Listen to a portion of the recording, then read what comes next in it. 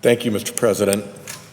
In a chamber where the debate on climate change has become woefully one-sided, and in a Congress where the House Republicans just voted unanimously to oppose the only climate solution Republicans have come to, I want to use my 140th climate speech to remind us of a time when global warming concerns came from both sides of the aisle. Nearly 30 years ago this week, a Republican chair of the Senate Environment and Public Works Subcommittee on Environmental Pollution, who also served twice as governor of my state and as Secretary of the Navy, convened a 2-day, 5-panel hearing on ozone depletion, the greenhouse effect, and climate change. It was June 1986, and Senator John Chafee, Republican of Rhode Island, gave opening remarks warning of, and I quote, "the buildup of greenhouse gases which threaten to warm the earth to unprecedented levels. Such a warming could, within the next 50 to 75 years, produce enormous changes in a climate that has remained fairly stable for thousands of years." End quote. There is a very real possibility, Senator Chafee went on to say, that man, through ignorance or indifference or both, is irreversibly altering the ability of our atmosphere to perform basic life support functions for the planet. Mr. President, last weekend, the Washington Post wrote an article recalling this historic hearing entitled, "30 Years Ago, Scientists Warned Congress on Global Warming. What they said sounds eerily familiar." I ask unanimous consent that the article be submitted to the record at the conclusion of my remarks. Without objection. Imagine, by the way, a Republican-controlled Senate that would even have a subcommittee on environmental pollution. How things have changed. The present Republican chairman of the Environment and Public Works Committee is the author of The Greatest Hoax: How the Global Warming Conspiracy Threatens Your Future. The contrast is stark between what Senate Republicans and their hearing witnesses were saying 30 years ago and what the polluter-funded GOP is saying today. 30 years ago, Senator Chafee declared, "This is not a matter of Chicken Little telling us the sky is falling. The scientific evidence is telling us we have a problem, a serious problem," end quote. But according to our current EPW committee chairman, much of the debate over global warming is predicated on fear rather than science. The depth and sophistication of climate science has done nothing but increase since the Chafee hearings. And the damage from climate change is not just a projection, it has started to occur. Scientists are now able to connect the dots. Australian researchers, for example, have determined that the ocean warming that led to widespread and devastating coral bleaching, killing off a significant chunk of the Great Barrier Reef in March, was made 175 times more likely by human-caused climate change. As one researcher put it, this is the smoking gun. Sadly, as the scientific consensus about the causes and consequences of human-driven climate change has strengthened over 30 years, the GOP's trust in science has eroded. They don't appear to even believe the science in their home state universities. All you have to do is go to look at your own home state university's position on climate and how it's presented. It's right there. But when one looks at how that party is funded and how it has become now virtually the political wing of the fossil fuel industry, one can understand this sad state of affairs. 3 decades ago, Republican Senator Chafee said, "Scientists have characterized our treatment of the greenhouse effect as a global experiment. It strikes me as a form of planetary Russian roulette," end quote.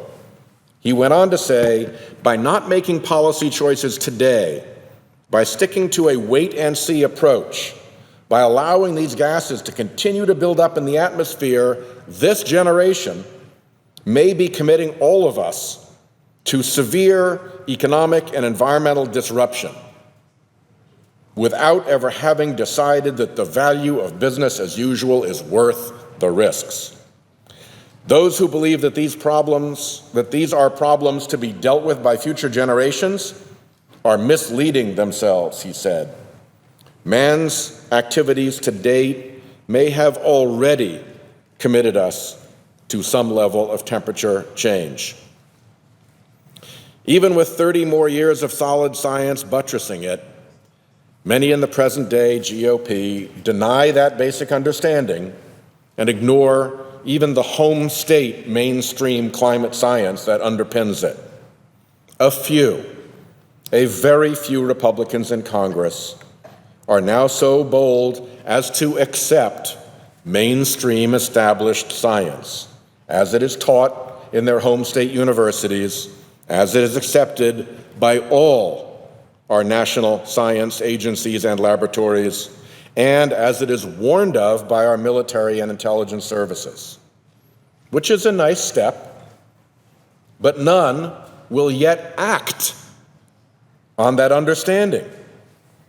Even that tiny cohort behaves in the face of this known risk, a risk the party recognized 30 years ago, as if it is enough to accept the science and do nothing.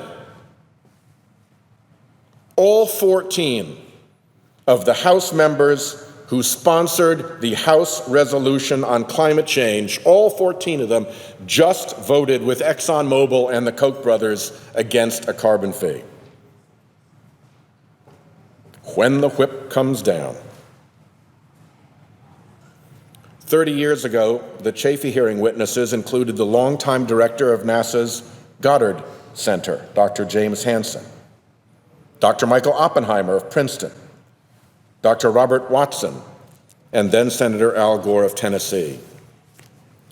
Dr. Hansen, now one of the leading advocates for immediate and decisive climate action within the science community, educated the subcommittee on the theory underpinning global climate models. Dr. Oppenheimer, a member of the Intergovernmental Panel on Climate Change, talked about the need for immediate, 30 years ago, climate action. Uncertainty, he told the senators, was no excuse for inaction. Dr. Watson, who would go on to chair the Intergovernmental Panel on Climate Change between 1997 and 2002, said, and I quote him here, "It is not wise to experiment on the planet Earth by allowing the concentration of these trace gases to increase without fully understanding the consequences."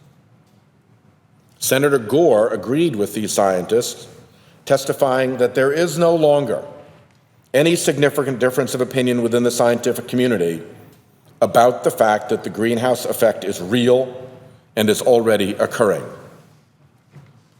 But the current GOP chair of our EPW committee has mocked Dr. Hansen and the IPCC and Vice President Gore, reserving a particular disdain for Vice President Gore, who he says is, and I quote him, "drowning in a sea of his own global warming illusions," and I'll quote him again, "desperately trying to keep global warming alarmism alive today, end quote. 30 years ago, the tone of the GOP was much different. Where Republicans today mock the prudential rule, Senator Chafee actually advocated for prudence in environmental policy. He said this: "The path that society is following today is much like driving a car toward the edge of a cliff. We have a choice. We can go ahead, take no action, and drive off the edge, figuring that since the car will not hit the bottom of the canyon until our generation is already long gone, the problem of coping with what we have made inevitable is for future generations to deal with. We can hope that they will learn how to adapt.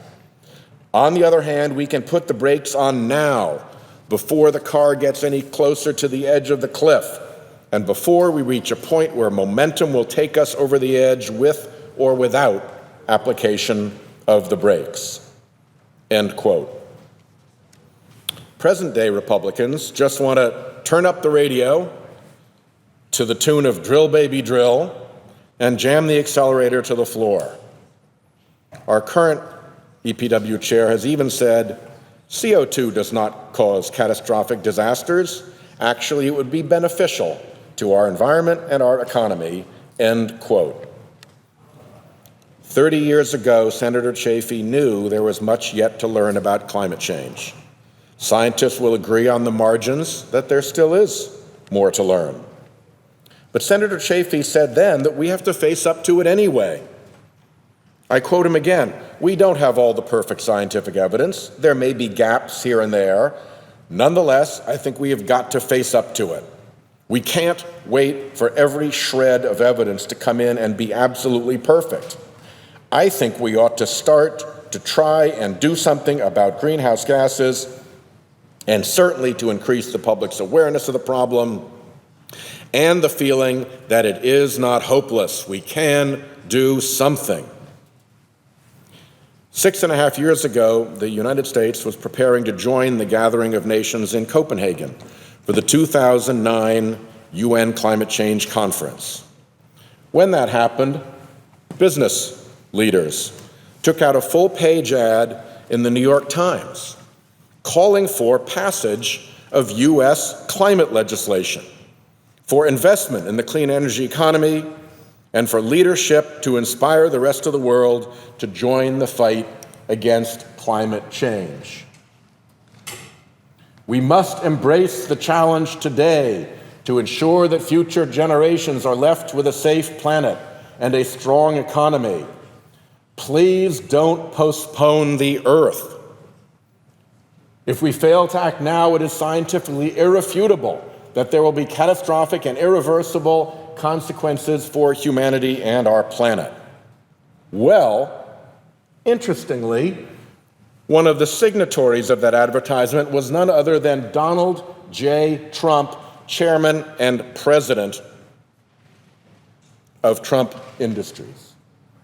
And it's also signed by Eric F. Trump and Ivanka Trump. Even the 2009 version of the man who is now the Republican Party's presumptive nominee understood and put his name to the need to act on climate change.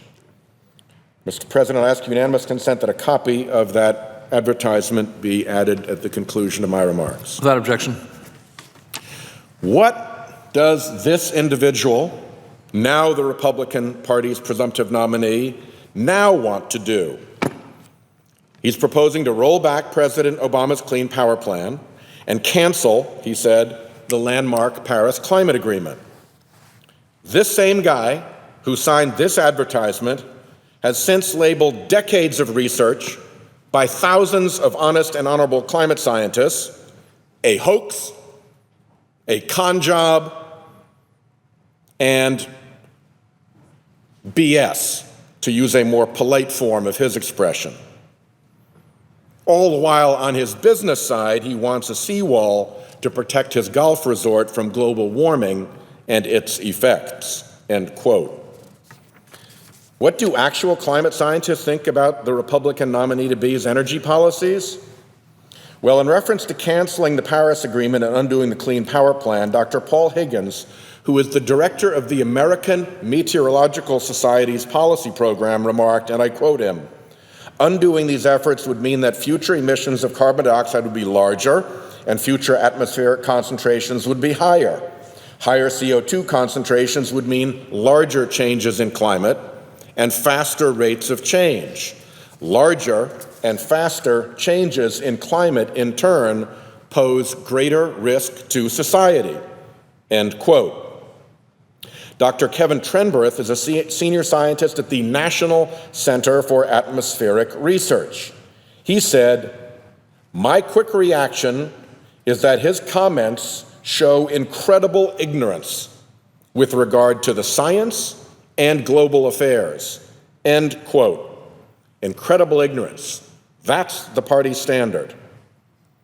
Dr. Michael Mann, director of the Earth System Science Center at Pennsylvania State University, a state that has a GOP member here in Congress, in the Senate, put it this bluntly: "It is not an overstatement to say that these climate change views of this man and policy proposals constitute an existential threat to this planet."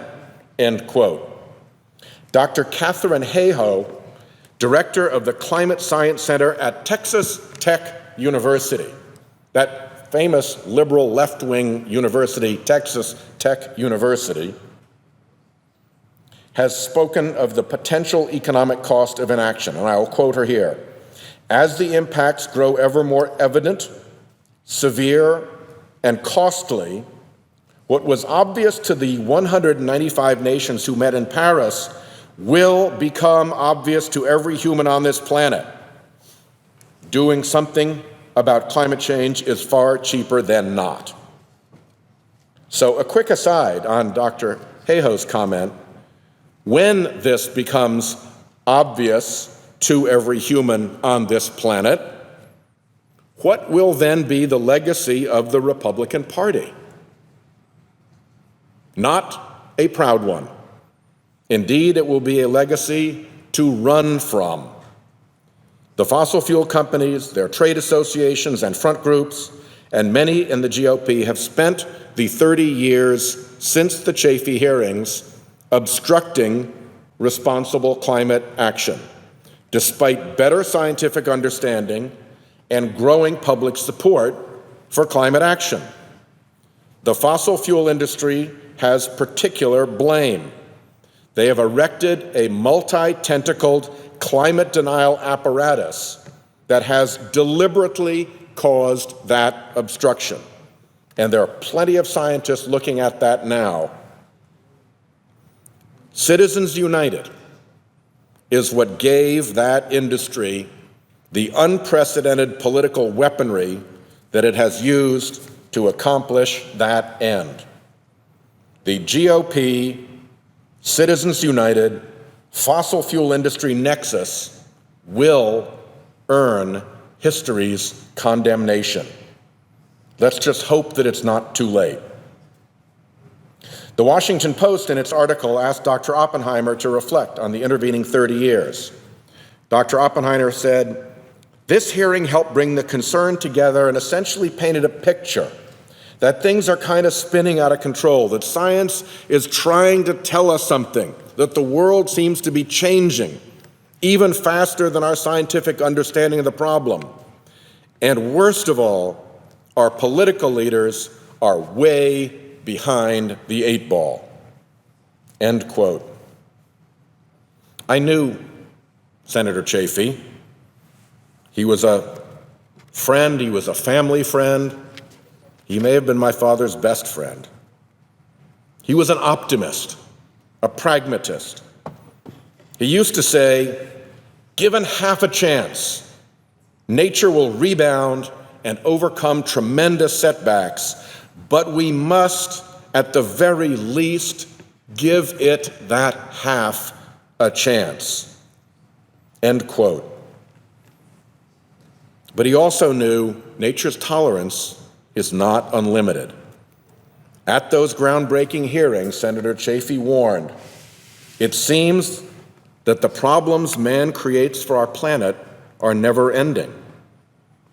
But we have found solutions for prior difficulties, and we will for these as well.